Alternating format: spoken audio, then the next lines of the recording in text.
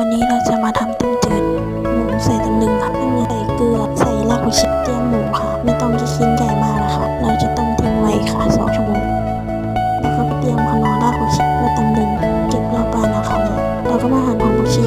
แล้วก็เตรียมวุ้นเส้นค่ะยี่ห้ออะไรก็ได้นะคะส่วนตัวมีแบบนี้ค่ะที่บ้านแบบนี้เลยใส่หม้อเปลี่ยนหม้อแล้วเราก็มาดูหมูที่เราต้มทิ้งไว้2 ชั่วโมง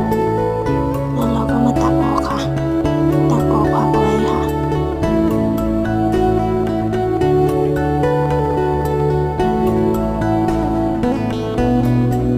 ของที่เตรียมนะคะรอน้ำเกลือใส่ขนมใส่รากผักชีที่เรา